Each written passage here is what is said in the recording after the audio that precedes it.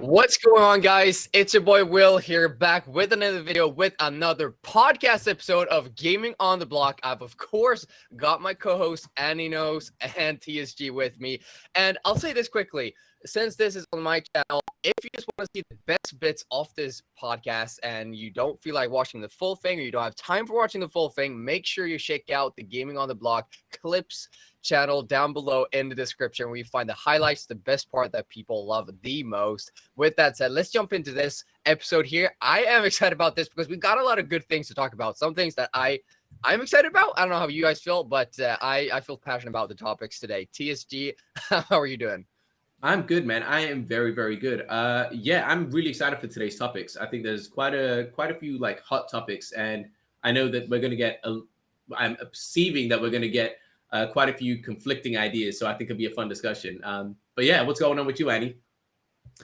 Yeah, also excited. I think last week we had the most disagreement on the channel for all of our topics that we've ever had, which was great. I thought it was good conversations, and in the Web3 space, we've really got to continue that trend of building quickly, having disagreements with each other, fleshing things out, because that's really, in those type of constructive forums, that's where you're going to get growth, and that's where you're going to get new ideas to pop up. And, you know, I was telling someone that the amount of change that we see between wave one of Web3 games with like Axie and Sandbox and Decentraland and some of these, and two, which are all the games that are building now, is massive. But the amount of change between wave two and wave three is going to be even more, because you're going to have hundreds of games that have launched different ideas. And so the more ideas and open dialogue that we can have as a community beforehand, the better this wave two is going to be. So excited to have some more of these discussions with you guys. Will, how about you? What's your week been? Yeah, my week's been busy. Actually went to a concert last night though, so that was rocking. That was really good. But I want to say that too, like you said, like the discussions have been good last week, which was on your channel, TSG. Check that out down below, you guys. Great episode. But that was probably the episode where we had the most disagreements, and I would not want to do this podcast with you guys if there were not disagreements. Like if we agreed on everything, that's not what this is. Like this is not each other kissing our butts, because like there's no growth in that, like literally no growth. And we're here to spread our vision of Web3 and our opinions, and we want to grow Web3 together with you guys. And we don't do that if we just agree on things, because we have to disagree. That's how we grow, and that's how we bring more people into the community as well. So I'm feeling good. I'm excited.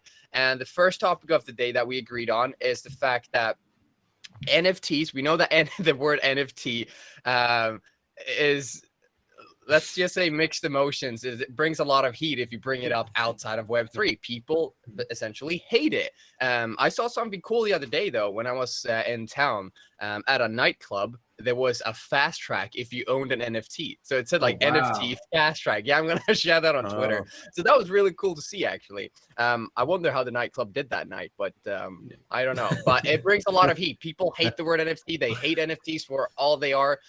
Just pure hype is what they believe, I suppose. So the question is, should we rebrand NFTs into another name, essentially, like digital collectibles, or something along those lines? What do you guys think? I would love to hear your thoughts first, Will. I'm curious. All right. Because I feel like you're a bit like you're the newest out of all of us into the Web3 space, right? So you've probably got the best of like the Web2 kind of mindset and the Web3 kind of mindset. So let us know what you think. That's fair, and I'll apologize for the sun in You're apologizing for nature. We've got two other beautiful, for nature. We got two other beautiful faces though. Watch them in the meantime. But yeah, what do I think? So, I mean, a year ago, I thought NFTs were free. Actually, that's kind of when I got into NFTs, about a year ago, and Web3. And I thought first, all this hype, like, what's the deal about? I don't see anything good with it. And my friend was like, it's Pokemon cards. And I'm like, no, it's not Pokemon cards, because they have real utility. And he's like, well, yeah, but these will have real utility. And I didn't really know what I thought about it. I did not like it. I thought it was basically just like a get into the cool kids club kind of thing. Like by the NFT, you're into the cool club. Well, that's cool. Like if you want to do it, but I don't see what it does good for me.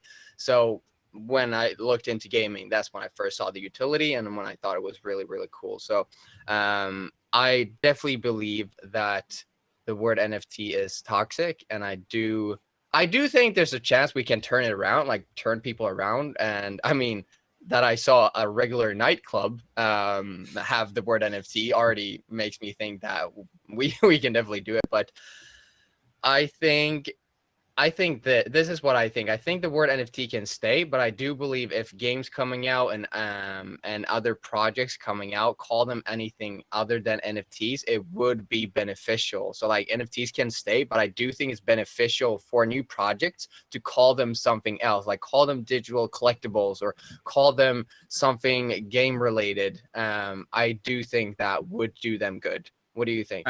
With that, just on that topic, right? Because I just want to share this. Something that you shared with us was this thing here with Ubisoft. Because your take is obviously change it from NFT because it's got that negative connotation, which is completely fair. Over here, we can see that I wasn't super clued up on like all the details on this, but pretty much it says claim your fair, right? So it seems Ubisoft went away from naming them NFTs and went to digits. So Ubisoft lets you claim your first digit or NFT item. So they're using the words digit. And obviously that didn't do well. Like that was hated on. So do you think that was just bad branding with digit? Do you think they should have just done something else? Or do you think that like gamers are actually super against the concept? Yeah. What do you think? Because it seems wild to say that they're against the concept of owning something. I think right now most are against the concept because they don't know anything about it. Like I was against the concept because I knew nothing about it. Then I learned about it. Like holy hell! Like how could anyone be against this? Like it's awesome. So I think there's like. Sorry. I really want to dig into this, man, because this is so fascinating. Because I was never against it, so I can't really like empathize on that same level. You say you were against it. What specifically were you actually against? When you thought about it, you're like, this is a money grab. It's just a way to get monetized. Like, it's just a scam. Like, what was the thing that you were like, nah, I don't agree with this because of this?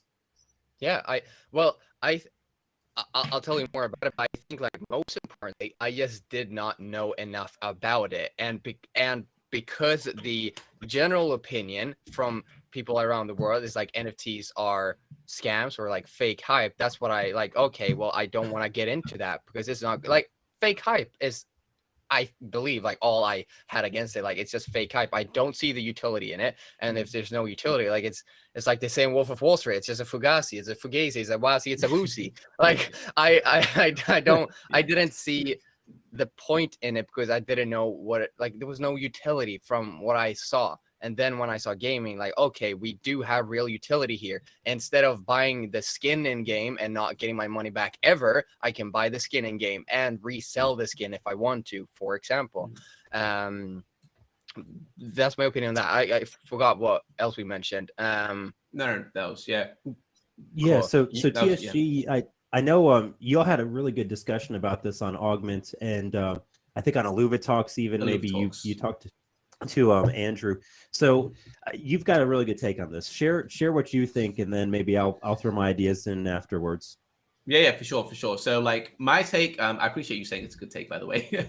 But no, so my take essentially was, so for me, I was never like, I'll kind of give a bit of a backstory as well. Like the reason I asked you, Will, is because as soon as I heard like NFT and I understood like, digital ownership, immediately, even though I didn't think of like gaming per se, I understood immediately what it meant. I was like, all right, there's so many things that we can do with this. And I keep going back to my, like the thing I talk about pretty much every episode, like movie tickets, loyalty cards, these real world experiences can be digitized. And it's just like, it's you built, like, again, the reason like a blue check mark is valuable. Like people would kill for a blue check mark on Instagram, Twitter. And it's like, but that's not a real thing. And like the whole argument of, NFTs aren't real, so they're not valuable. But man, I guarantee you those same people. I don't buy that. Yeah, I never believed in that. I don't. Yeah, no. So yeah, I was like immediately like for me, I kind of clicked onto it straight away. I was like, all right, yeah, it's true. I think the way that we utilize again, and we've had this conversation, the way they're being utilized now is majorly just speculation, right? So yes, most of those are not going to survive. That makes complete sense. I think some things I bought, none of this financial advice. I think Bored Apes, Cyberpunks, like things like this where they've got that really big brand, they're going to survive in the long term. I also want to say ETH lizards, just they're a bit more niche for sure. But I think ETH Lizards, in regards to GameFi and the DeFi space, I think they've got a really good connection there. So I think that they're going to be around for a while. But so I always kind of knew NFTs were there to stay. So discussing the actual topic, the specifics about the branding of NFTs, me being open to it already, I didn't really I wasn't against it. My take on it was like a lot of the things. I think what ScarX's take was, man, fungible. People aren't going to know what fungible is. It's going to take too much time to explain it. And my thing is, like, when we discuss, and my take was, when we discuss what an ATM is and say, we're going to go to the ATM to take some cash out, no one needs to tell you what it means. Like, if I ask both of you guys, I'm actually curious. Do you guys know what ATM stands for? I think it's like automatic transaction machine. I don't even know what it stands for. But I've had that same question. I had to Google because of like, what does that actually stand for? Yeah, but it's like, we don't need to know what it stands for, but we understand what it does, right? We understand the utility of it. And I think that's the same thing with NFTs. It's like, we can't rebrand, like, okay, cool. So that's one take. The other take is, we have animals like dogs and cats. Let me use the dog example. We have a classification called a dog. We know what a dog is. And then inside of that, you have Dalmatians, you have Alsatians, you have, I don't know, Corgis, and all these other things, right? And I think we don't go around saying, we need to change the word dogs so we know exactly what it is. Like, no, we can say they're all dogs. It's fine. And it's the same thing with NFTs, in my opinion, as well. It's like, once we know that it's a digital asset that you own, whether that be a loyalty card, whether that be a plane ticket, whether that be an in-game asset, it's an NFT. That's the technology of it. That's the base classification. I don't think we need to bend over backwards to try and rebrand that. It's a non-fungible token. It is what it is. You don't need to explain exactly what it is. But as long as people understand that no one can take it from them, as long as it's in their wallet, as long as they understand the concept, that's more than enough. And then you can go into the second conversation of, okay, if you're talking about in-game assets, you can call them in-game assets. If you call it a loyalty card, you can say it a digital loyalty card. You can just add digital in front of these things. So that's kind of my take. I definitely empathize with the other side when they say, fungible. What does that mean? If I bring out Andrew, if I bring out $1 and you bring out one, that conversation is a headache. I get that. But I don't think we need to explain it in that way. The same way we don't need to explain a dog has 4 legs and a tail and it makes a barking. We understand what it is based on a general concept. So that's my take on it. I think NFTs are fine. I don't think they're going to go anywhere. And I think, again, we're Web3, WAGME, HODL, we're all using all of these acronyms anyway. And like what Santiago said in the previous Augment podcast, digital collectible. We're not going to say, yo, man, can I see your digital collectible? That's a mouthful, fam. That's a mouthful. And it's like, yo, show me your NFT, right? It's a lot more, it flows off the tongue. So that's my take on it. Annie, obviously it sounds like you do agree. Maybe you've got a slightly different take, or you want to add something on. What do you think about that? Yeah, I've got a slightly different take, but I see a lot of the points you both are making here. When we talk about NFTs, there's 2 factors that I think are important. One is this question of branding, and I don't think that the reason people dislike it is because of the label or the name, or it's too confusing. Sometimes you have a topic that just doesn't make sense. Having an acronym is simple, as you pointed out. We have plenty of other examples where most people, do you know what HTTPS stands for? No. I don't think 95, 98% of the world does, but yet you use it literally every day. And ATM's another good example. In this case, it's not, you don't need to understand all the underlying technology. It's a matter of trust. And the reason that most people dislike NFTs, to the points that you brought up, Will, is they either think that they're scams, they think that the entire concept is a new way to monetize and extract value from them. And so this is what I think that Ubisoft example with their quartz test displayed for us is players, they didn't care if it was labeled an NFT or not. They understood what the structure was, where they used their digit approach, but it wasn't enough for them to overcome their lack of belief that Ubisoft had their best interest at heart. And that's true for most consumers in the space, and frankly, in some cases, for good reason. I would argue that most NFT projects did not have the best interest of the buyers at heart. And I think that there's a good reason that a lot of folks that are not Web3 natives don't have a lot of confidence in NFTs just as a concept at the moment. But again, I always come back to this example. When you look at things like the iPhone or you look at the internet, the first use cases of those also were not good use cases from a consumer value standpoint. It doesn't mean that the technology was flawed. It also doesn't mean that the branding was flawed. It just means that you had to have builders that came in and actually created something meaningful for people to want to own.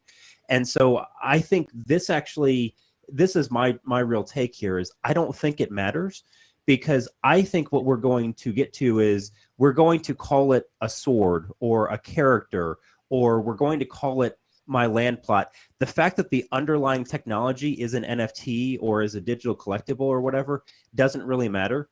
When you talk about your money in your bank account, or you talk about, you talk about your character today, you don't say this is my Amazon Web Service character, right? Yeah. Nobody does that. You don't say, my website that runs on, XYZ technology. The tech stack that's underneath the user interface experience is completely irrelevant. And that's true. It's true in the digital space. It's true from a vehicle space. You don't tell people, well, I bought a BMW with XYZ. Unless you're like super into cars, you're not going to explain to them all the details about the engine, where it was manufactured, what the technology was. In fact, most people aren't even going to say, I bought such and such a vehicle that's electric versus gas powered. You just talk about the car. The fact that the technology is different, once the technology becomes so ubiquitous and commonly used, you don't care what it's built on. You just assume that the best technology is what's going to win. And I think this is the case for NFTs as well. We're not going to have this discussion in a year and a half. We're just going to understand that games should have ownership built into them. And the fact that it's done via NFTs makes the rest of it irrelevant. So that's my take on it. It's one of these, tempest in a teapot sort of things that we're going to have a lot of discussions within the community. And I mean, I favor good branding, but at the end of the day, I think it's a short-term question that isn't going to matter 3 years from now. Yeah, no, I agree with that. And even like another example of what you're saying, right? It's like, we don't talk about like even credit cards. We don't say, oh, I'm going to use my Visa credit card or my MasterCard. They say, yo, your credit card. It doesn't matter what like rails that you're using. It just matters on what happens. And I think, like you say, I think the big fear with NFTs is the fact that it's not fear of the technology itself.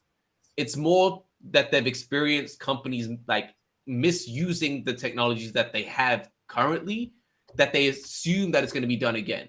So it's not that they're inherently actually afraid or have a distrust of the technology. It's that their distrust of companies and how they're being treated now has fallen into like, oh, it's NFTs is another way for them to do that. But I think, as you say, Will, once we educate them and things like, and like you say, Annie, once they get educated and we have use cases where it's really beneficial for them, they're going to switch and be like, oh, NFTs aren't the problem, games are. Yeah. And I think that's a great point, PSG. This question actually is one of the most pressing ones in Web3 is when companies come in and they launch NFTs in a way that creates value for the founders and the early investors in a project, but then essentially just guarantees the community that they're trying to build afterwards just gets stuck with useless items. This isn't a good way to create trust. And so, I want to lean into this question from a gaming perspective, because I can think of 5 or 6 different models that Web3 gaming companies are using as far as launching tokens and NFTs, pre-sales, free mints, all kinds of different ways that they're leveraging the concept to build their player base. What are y'all's takes on, should companies be selling NFTs before the game launches? And I'm going to maybe restrict this specifically to gaming, because it's a little bit of a different discussion when it's purely an NFT based project and there's no sort of game utility. But maybe, Will, if I come to you and say, hey, man, I've got this great game, it's this FPS that I love, you're gonna absolutely kill this thing. By the way, if you want, you can buy a gun and it's only $500. What do you think? Well, I believe there has to be some, like it has to be reasonable, right? Like first of all, like I've said this before, and we've talked a little bit about this topic before, and I don't think there's anything wrong with pre-selling or like selling NFTs before you build the game. I think it allows for an opportunity where you invite your community even more to like have a say in what you're actually building. So let's say I buy an NFT and then I get like to vote on certain things, like should we have this in game? Would you guys rather see this or that? And but it has to be reasonable, and I would not invest in anything like if you any as not a game developer came to me and said like I'm building this awesome NFT game, like who would you want to buy? Like I would not do that. It has to be, I believe, if you're doing that, I believe you have to. I think it's only like morally right to do it if you have great background in building games in the past. Like if you're a big company that have built like Ubisoft, for example, if they're too big, I suppose, but any other like game developer company, if that have built successful games in the past, I know they can deliver. And then I don't buy like essentially like funding it a bit in order to get them where they want to be with this game. And I maybe have a say, or I get pre-access or whatever to the game before anybody else. I believe it allows for even more opportunity where you invite your community. I get to have a say. I don't see anything wrong with it, but I do believe we'll disagree here. We'll see. What do you think, TSG? Actually, I want to throw it to Annie first, if that's cool. I want to see what Annie thinks, and then I'll give my take. But what's your take? I actually think we're all going to agree on this. Actually, maybe like the specifics differently, but yeah, Annie, go. Yeah. So there's a couple elements here. One is the price point. So let's maybe talk about that first, because I think break it all down. Will brings up the best initial question here, which is it just a matter of it's too expensive? And if someone was pre-selling me $20 NFTs and that's essentially my pass to be able to play the game, is there anything wrong with that if the game isn't fully built yet? Versus the $500 or $1,000 NFT that I've got to buy to be able to play. And obviously, so I'm a firm believer in personal responsibility, and so I tend to be pretty okay with any company using any sort of funding mechanism as long as they're fully transparent about it. This is the number one thing for me is caveat emptor, buyer beware. If someone's selling you $1,000 NFT that's going to let you play the game, for them for the next decade, and you want to buy it, absolutely, the company should have the right to sell it for $1,000.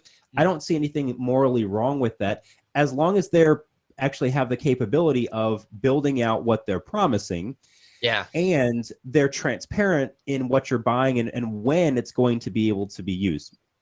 Now, that's 100%. A slippery slope because game development is notoriously difficult to forecast timing on. Yeah. And, it's also an area where oftentimes you see major failures of titles. So there's inherent risk to that. And, as a player, for me, it's no different than kickstarting a project. That there's some inherent risk, but it's got to be transparent. So let's talk about that price point issue. My take on it is you can't sell something consistently for orders of magnitude more than a typical game costs today. So if I try to sell something for $500 and a normal game of that genre is going to cost $50, you can't do that to more than a handful of people before the number of gamers / investors in the world that are willing to buy it goes to zero. You essentially have a very small pool of people to sell it to at that point. And that's true for any game. Like if they sold access to a title for $1,000, they'd have some people that would pay it. But you'd be talking about hundreds or maybe thousands of people, not millions of people. There's a big difference there. And so I think that it's no different than if a normal Web 2 company tried to take that approach. But I think if you actually have a game that wants to have any kind of mass adoption or broad player base, you've got to then price it appropriately. And that means you're talking tens of dollars, not hundreds or thousands of dollars. So TSG, what's your take on the price point side of this? Yeah. Okay. So this is actually very interesting. So so my first thing is, the one thing I want to get out of the way is the type of NFT, right? Because obviously, like we just mentioned, there's so many types. I am against selling in-game NFTs before the game launch. Straight up, that's just my take on it. I don't want to see you sell me something that I can use inside the game to play. That's like before the game is out. That's just, to me, is just not the way to go. I think if I completely agree, Annie, with the crowdsourcing and kickstarting and all of that, I get that. That's necessary in most instances, especially with these new IPs and new studios. I like to see it the way that Illuvium's done it in regards to skins and emotes and things like that, where it's like, cool, they're not giving anyone an inherent advantage or disadvantage in the game. It's just all cosmetics and fun stuff, right? So with that out of the way, because it is just the fun stuff, like the cosmetics, I'm actually going to go slightly different here. I think that the same way in Kickstarters, you have different like base packs and then you go higher and higher and higher, right? I believe that they should do that with these cosmetics before the game is launched.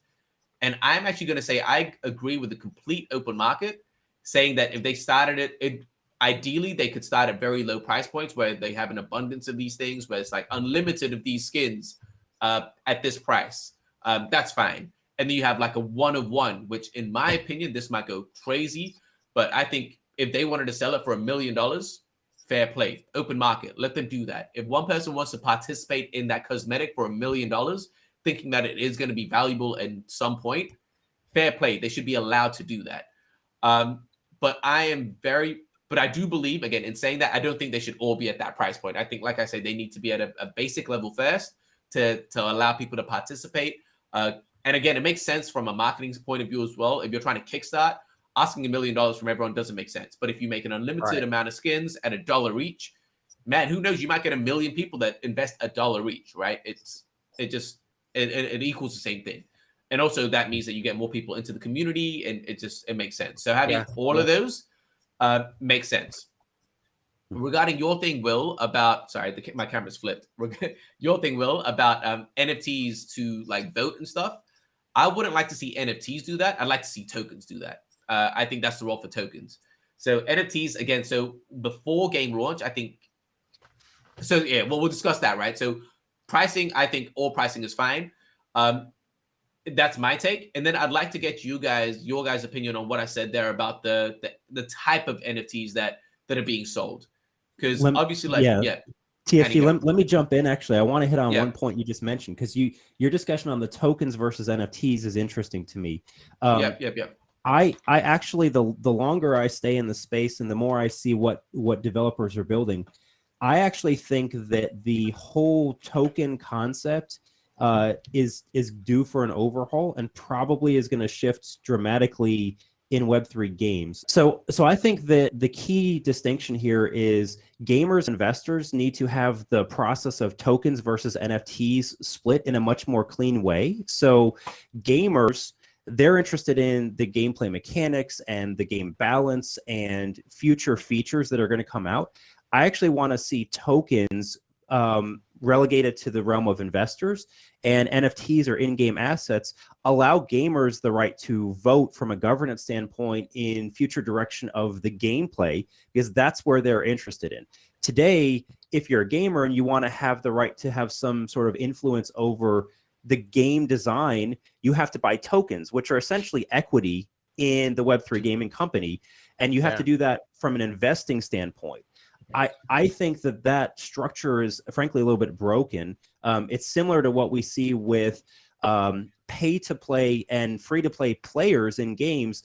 They're both try to be catered to by Web2 companies, and they'll build a game that essentially doesn't let either type of player play the way they want to, and instead you get these kind of misaligned incentives. But I would like to see NFTs allow you the right to stake and vote and give feedback on gameplay as a gamer, and then tokens in the future allow you to have a right to give input into the financial structure of the DAO, staking and investing and funding versus like R&D. And so I'd like to see that investor class versus gamer class type of topics be split out in the future in ways that we haven't really. And this is one of the topics that I'd shared with the Illuvium team. I know Kieran's mentioned a few times like a V2 of governance being set up for that project. I think this is where we need to go as a space, is distinguish between NFTs and tokens, and the utility should be given to whichever type of player or investor, whatever they need for steering the type of the game that they're playing, the infra game or the meta game. Yeah, and actually, I definitely want to put my hand up right now as well. Like, I admit I was wrong. I think that, like you say, Annie, I think that distinction actually is actually a really good distinction, because I was going to say I think voting should just be all done in NFTs. But I think you're actually right. Having an investor class and voter and a gaming class voter using NFTs and tokens in that way, it's actually quite smart. And I think that there's a lot to go with that. So we originally discussed the price points, right, of NFTs before games came out. And again, I want to now touch on the thing that I kind of brought up before, and I want to get your guys' thoughts on it.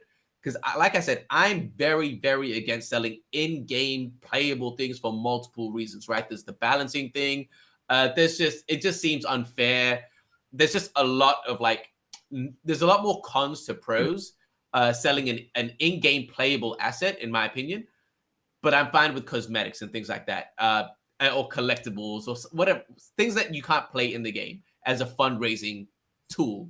What do you guys think about that, Will? I want to hear your take on that. What do you think? Like, are you okay buying, like you say, a gun? Like, is that really the thing that you're okay with? Or, what do you think about that?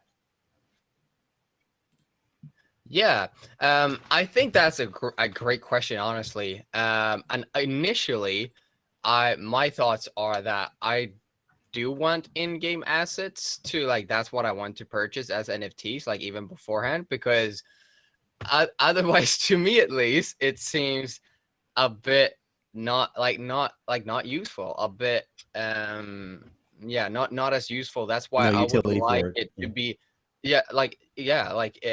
something I can use in game if I'm like actually like putting my money on the game beforehand. Like, I don't want it just to be a cosmetic. Like, I actually want to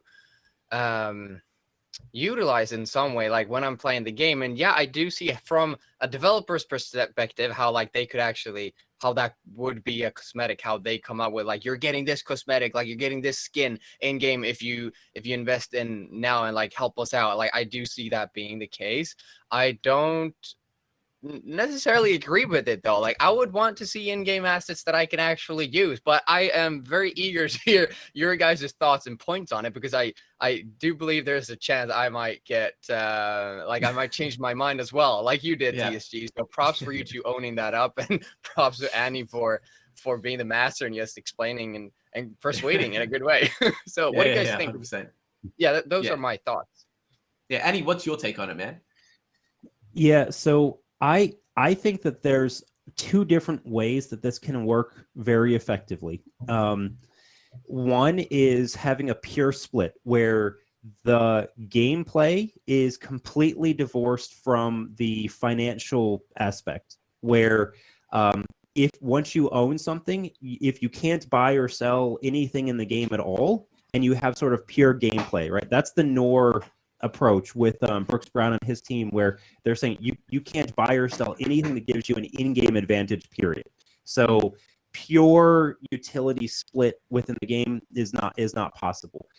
The other option is you have companies that lean into this, and the payment side allows you to gain an advantage in game, right? And I think if you're approaching Web3 NFT items in games and saying, I want to be able to own, and therefore I want to be able to sell, and therefore someone needs to be able to buy, by definition, someone is going to have the ability to purchase their way to more competitive advantage in the game. Now, we can discuss what that should be. Should there be some element of essentially skill that's still a requirement? So let's take Illuvium for instance. If I can buy top of the line tier 5 Ramfire, best rogue in the game, and I can just go and purchase that day one, essentially, let's say day one when I come into the game, and I get a huge advantage over everyone else.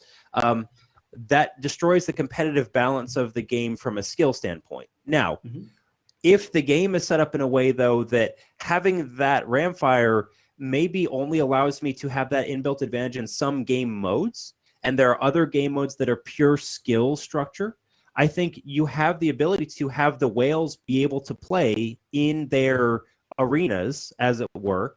And because a lot of pay-to-play players, this is the game they're playing, and they have no problem saying that. If I want to spend $10,000 in a game, I want my $10,000 to be more effective, and I want to be better at it than your $10,000 or than your $20,000.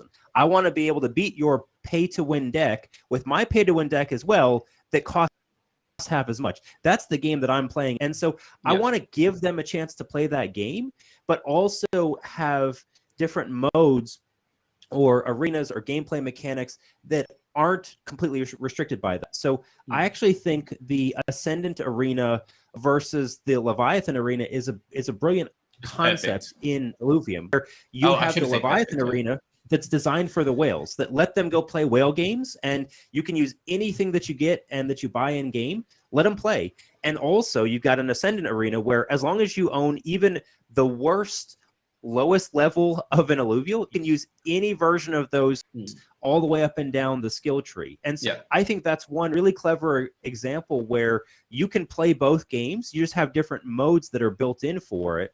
And then if I'm someone that I can only afford or only want to buy a $5 NFT, of an alluvial, I can buy that and still have all the competitive advantage in the skill-based side of the game. And maybe I get really good at it, and I can win some tournaments, and eventually I become a whale, right? I think that's the most interesting part of this for me. So I think having clearly defined gameplay loops where some elements of the game are openly pay to win and others are not gives everyone a chance to play. I think where free-to-play games get into trouble is they mix these and they say, well, you're all going to be playing the same game, just some people that are in pay to win, they're going to also be competing with you as a free to play. And you're like, well, I have no chance. This isn't really fun for me anymore. Yeah. See, that's like, the thing is, I agree. Everything that you just said, I agree 100%. But I want to point out a phrase that you kept on saying. We need to give them a chance to play the game. They can play the game in that way. They can play the game in that way. And that's exactly my point.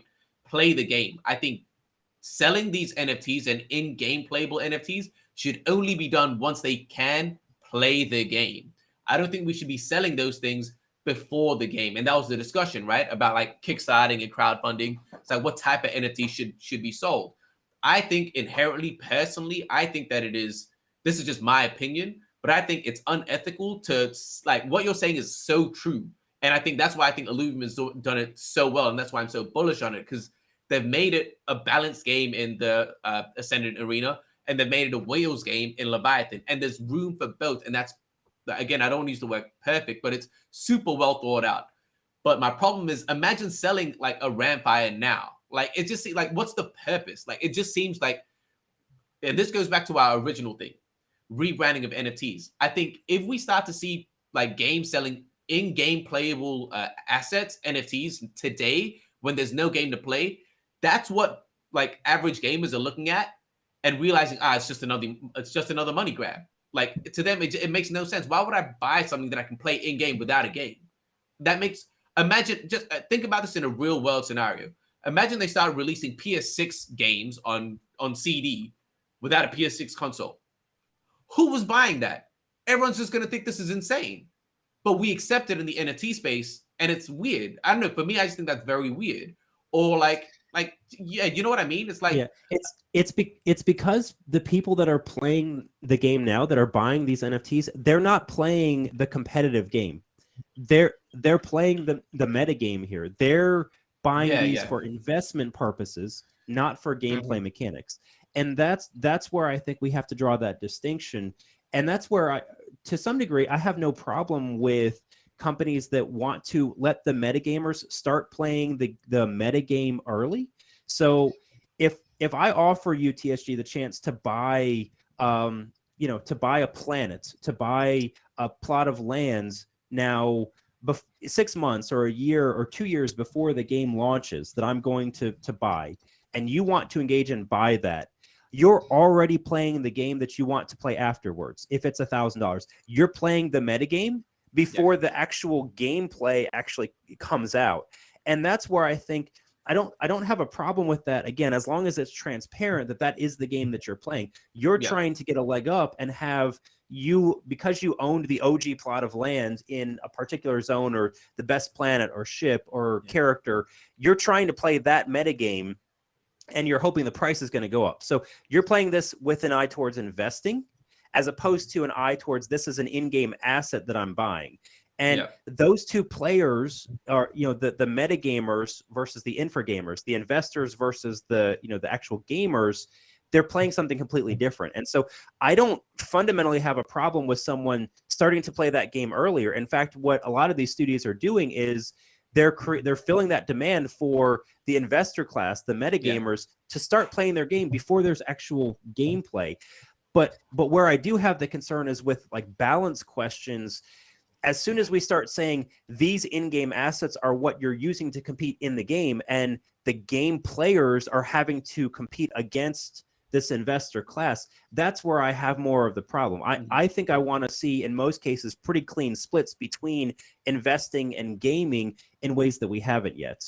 Yeah. And again, like you bring up super good points, Annie, like honestly, and this is something that I didn't even think of, like land, right? Because I'm obviously invested in Illuvium land. Is that considered, am I now going against my own values? And am I counting that as in-game playable assets, right?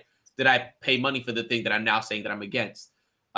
I think I would say no, because it doesn't offer competitive advantage. But I agree with you that we should be allowed to play the meta. And I would just like to see that meta being played with things that are not, like you say, in-game playable assets that are competitive, that can be used competitively. If it's a land plot, fair play, depending on what type of land it is and what the utility is. If it's cosmetics, play the meta as much as you want. Like I say, have a 1 million one of one cosmetic. I think that's fine. Play that meta.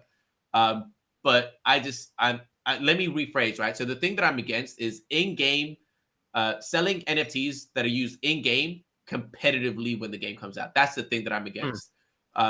Because again, I can't say all in-game playable assets if I'm out here buying land and technically let me challenge you on that again, TSG, because I would take the position that is a competitive game. As a landowner, I'm trying to build my base in Illuvium Zero to be better than yours. All right. And I'm trying to extract more fuel to sell into the game to make more money than you do. Right. We're playing a game. We're just playing the economic game. I want to get more returns from my land. Right. It's an investment side of the gameplay.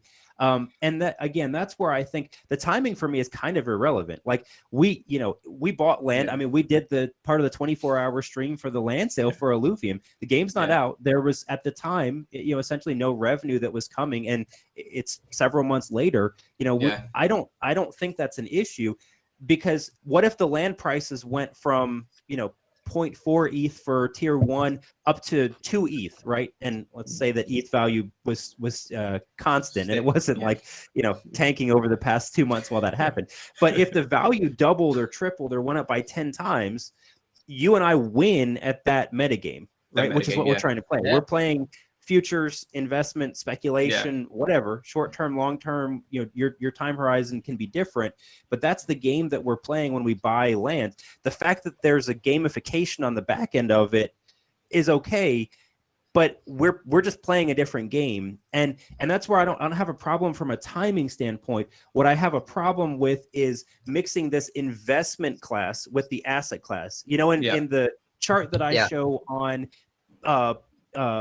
play to earn versus play and earn, this is exactly the difference. If you're viewing something as an investment and it's on the earn side versus play to own and play and own, if you're viewing something as an asset. And that's where I think that we need to have finer distinctions in the game mechanics. and game studios need to be more transparent. This is an investment. This is an asset where you can play and own, and you should have no expectation of an asset going up over time or giving you more return. Yep. Yeah, it's something that I need to agree. think about. Honestly, it doesn't seem like it looks like I'm looking at it super black and white, but I think it's a lot more gray than even I'm saying right now. So no, I appreciate you, Andy. You're bringing up really good points. Yeah, TSG, Annie makes does that to you because he's so damn clever and he thinks about all this stuff relatable. And let me say that. Yeah, I TSG, I'm not picking on you, man. This is actually, frankly, I'm talking to a lot of founders right now that are working on projects, and we're having discussions about their tokenomic structure. I'm consulting with them on how should we handle mints and launches and NFTs, and this is it's a big problem in the space because it's so new. Yeah. No one's really created any type of sustainable economic approach to Web3 games yet. And so lots of companies are going to really botch this over the next year and a half. I want them to think through what they're actually creating here and the difference between the metagame and the infra game. So that's where these conversations are the ones that we need to have as an industry, and the builders especially need to be transparent and understand what is that you're creating. If you just take a game and say we're going to make these NFTs and drop that on top, that's not a Web3 game. You're not using the technology in a meaningful way. All you're doing is you're applying a piece of technology to existing structures. You have to really redesign the game structures to use Web3 effectively. Agreed. Dang. So clever. I agree with what you're saying, and like we're so dang early in the space. Like it's gonna be like in 3 years, we're gonna look at some of the projects now and some of the things we're discussing now and be like, heck, that didn't work out at all. Like, how could we believe that when we've got this? And like, obviously, this is so much better. But it's interesting, and I'll say this: like, I'll give a last counter here. Is I still believe there are a spot for in-game assets, and I thought of it during like. I think we might have talked about this in past episodes, where like let's say I buy the premium version of the game, like for example, Battlefield and EA Sports, and like that you see these in other games too. You buy like the premium version of the game instead of the standard version, and you get some in-game assets. You get packs, or you get actually in Battlefield, I do believe you get some guns and some knives and things like that. You actually get those in-game like benefits from buying the more expensive version. So we do see that in games that are not released yet.